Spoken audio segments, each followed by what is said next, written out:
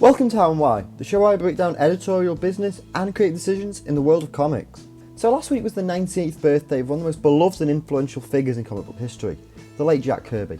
For those of you who may not know, Jack Kirby is most famous for being the co-creator of such characters as Fantastic Four, the X-Men, the Avengers, Inhumans, Galactus, Doctor Doom, Kang the Conqueror, Magneto, and most notably working alongside his longtime partner Stan Lee. It's hard to argue against the impact that Kirby had on the comic book industry. I mean, he practically revolutionised the way comic book art was done.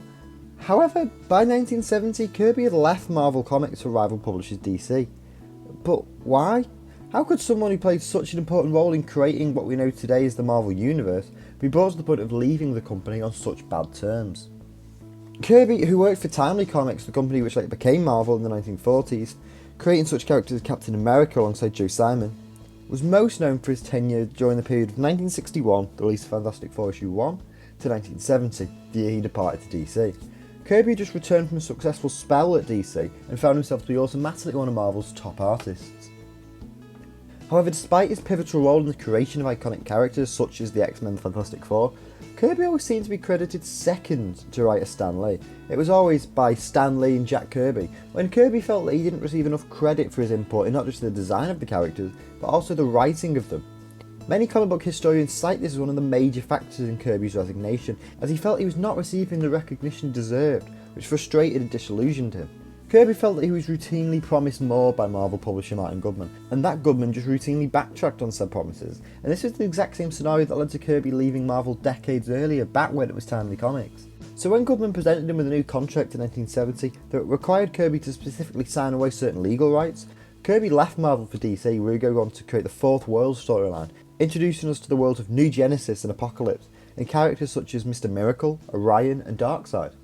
But going back to Kirby and Stan Lee, in a 1987 interview on the New York radio station WBAI, Kirby discussed his input, saying that he created the comics panel by panel, and that he did everything but put the words in the balloons, something which later became known as the Marvel method. Also, in a letter written in 1965, Lee states, "We don't have any," referring to original scripts. "I write the story plot and go over it with Jack. He draws it up based on our conferences, and then with the drawings in front of me, I'll write the captions and the dialogue." Delving further into this idea of Kirby having a big hand in writing the books is another interview by Stan Lee, this one from 1968. He states, "Some artists, such as Jack Kirby, need no plot at all. I mean, I'll just say to Jack, let's let the next villain be Doctor Doom. Or I might not even say that, he may tell me. And then he goes home and he does it. He's so good at plots, I'm sure he's 1,000 times better than I am. He's just about makes up for the plots for the good stories. All I do is a little editing. I may tell him that he's gone too far in one direction or another, of course.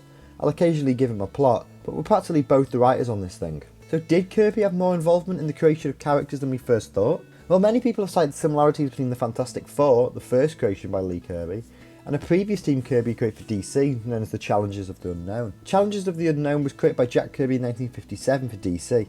The origin of this team saw a plane crash with its crew, pilot Ace Morgan, Daredevil Red Ryan, Olympic wrestler Rocky Davis, and scientist Walter Haley miraculously surviving.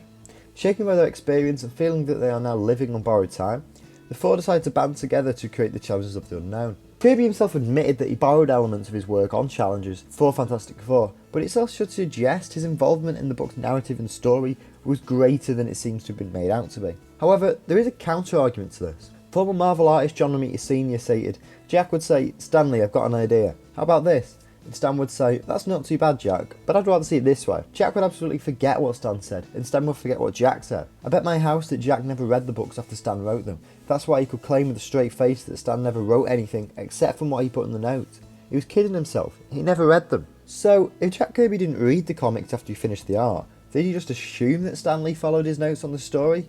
Would he be aware that Lee might have deviated from what Kirby had wanted, and done his own story using Jack's art? So many historians are also arguing that Kirby, after hearing Lee's outline on the story, would intentionally change it with the art, forcing Stan Lee to adapt his story to fit Kirby's art. This is best seen in Fantastic Four issue 55. Reporter Ned Friedland visited Marvel's offices and managed to drop in on a story conference between Stan and Jack, where they were plotting the issue. In short, Fantastic Four number 55 took place soon after the Galactus saga, with Silver Surfer exiled to Earth. And with no immediate threats, Reed and Sue decide that they can finally take their honeymoon, while Ben Grimm attempts to get in touch with Alicia Masters, before finding her with the Silver Surfer, which leads to a big fight between the two, which would then be split up by Reed and Sue.